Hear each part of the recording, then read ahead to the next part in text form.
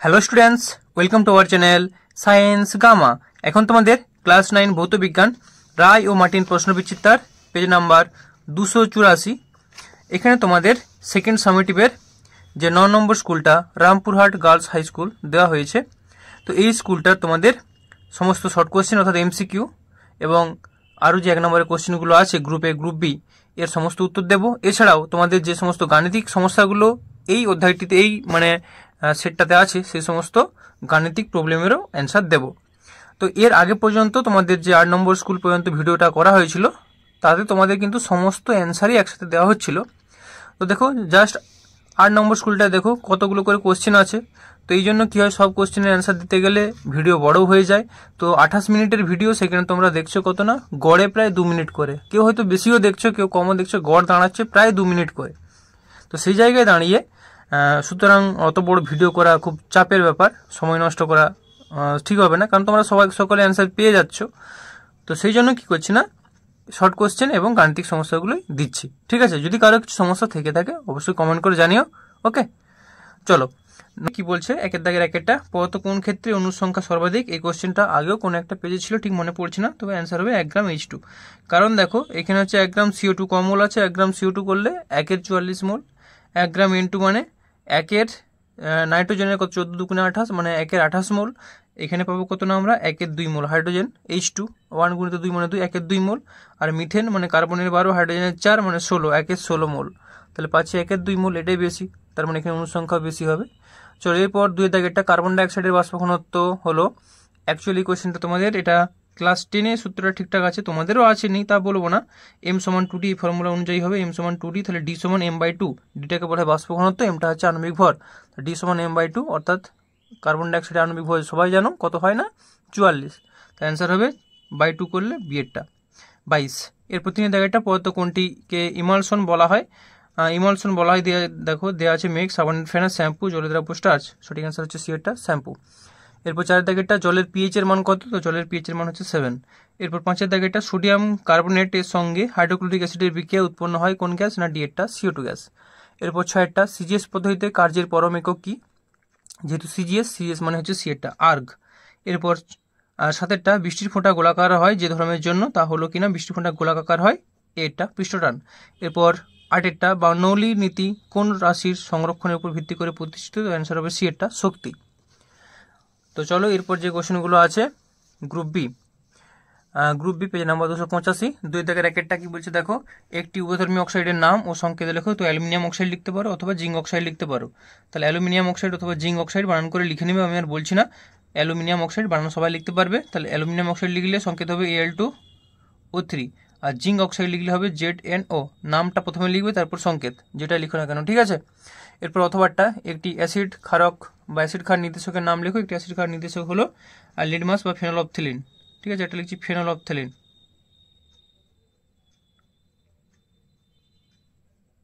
বা লিডমাস, যেটা কিছু লিখতে পারো, বা মিথাইল অরেঞ্জ, মিথাইল রেড ইত্যাদি। এরপর 2 দাগেরটা, এসটিপিতে 16 গ্রাম অক্সিজেনের আয়তন কত? তো দেখো অক্সিজেনের আণবিক ভর কত? 32। তাহলে 32 গ্রাম অক্সিজেনের আয়তন যদি এসটিপিতে 22.4 লিটার হয়, 32 গ্রাম অক্সিজেনের যদি আয়তন 22.4 লিটার হয়, তাহলে 32-এর ঠিক অর্ধেকই তো 16। তাহলে 16 গ্রামের কত হবে? 22.4 অর্ধেক, অর্থাৎ 11.2 লিটার হবে কিনা, অ্যান্সার 11.2 লিটার। চলো পরের কোশ্চেন 3 এর দাগেরটা, শক্তি স্কেলার রাশি না ভেক্টর রাশি? অবশ্যই শক্তি হলো একটি স্কেলার রাশি। এরপর অথবাটা, 1 হর্স পাওয়ার সমান কত ওয়াট? 1 হর্স পাওয়ার সমান 746 ওয়াট, 746 ওয়াট। এরপর 4এরটা, এমন একটি পদার্থের নাম লেখো যার উষ্ণতা বৃদ্ধিতে দ্রাব্যতা হ্রাস পায়। তো বলছি দেখো, উষ্ণতা বৃদ্ধিতে দ্রাব্যতা হ্রাস পায় এরকম পদার্থগুলো হলো যে ক্যালসিয়াম ঘটিত যে সমস্ত যৌগগুলো আছে, যেমন ধরো কলিচুন বা ক্যালসিয়াম হাইড্রোক্সাইড। ঠিক আছে, কলিচুন বা ক্যালসিয়াম হাইড্রোক্সাইড, CaOH এর হোল 2, সংকেত হচ্ছে এটা ক্যালসিয়াম হাইড্রোক্সাইড বা কলিচুন। আচ্ছা চলো এরপর একটা কি আছে, পৃষ্ঠটানের মাত্রা সংকেত লিখো। তো পৃষ্ঠটান বল বাই ক্ষেত্রফল, বলের মাত্রা mLT⁻², বল বাই দৈর্ঘ্য, দৈর্ঘ্য হচ্ছে কিনা L, তো Lটা কেটে গেলে হবে mT⁻²। এরপর পারদ ও গ্লিসারিনের মধ্যে কার সান্দ্রতা বেশি? অবশ্যই গ্লিসারিনের সান্দ্রতা বেশি। এরপর পাস্কাল কিসের একক? পাস্কাল হলো চাপের একক, বা বলবে এসআই পদ্ধতিতে চাপের একক। পাস্কাল হলো এসআই পদ্ধতিতে চাপের একক। এরপর 7টা, কোনো স্থানে ব্যারোমিটারের পাঠ যদি ধীরে ধীরে বৃদ্ধি পায় তবে আবহাওয়া কেমন থাকবে? না, আবহাওয়া পরিষ্কার পরিচ্ছন্ন থাকবে। পরিষ্কার পরিচ্ছন্ন থাকবে আবহাওয়া, কারণ চাপ মানে বায়ুর চাপ বৃদ্ধি পাচ্ছে।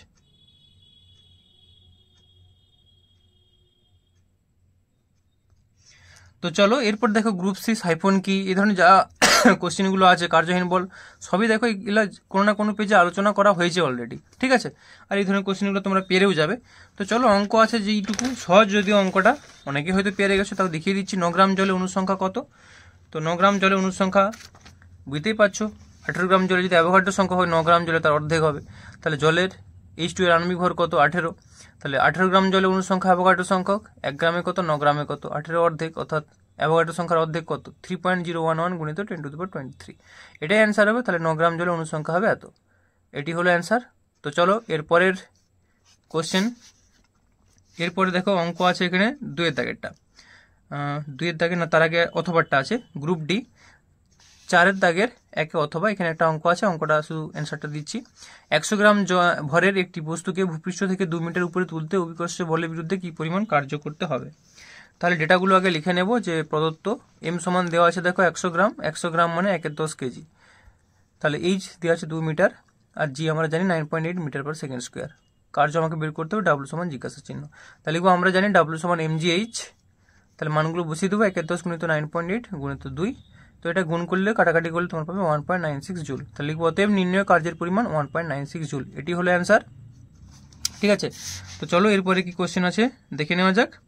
এরপরে 4-এর দাগের দেখো 2-এরটা, 25 ডিগ্রি সেন্টিগ্রেড উষ্ণতায় প্রস্তুত একটি লবণের 80 গ্রাম সম্পৃক্ত দ্রবণকে বাষ্পীভূত করলে 30 গ্রাম লবণ পাওয়া যায়। 25 ডিগ্রি সেন্টিগ্রেড উষ্ণতায় ওই লবণের দ্রাব্যতা কত?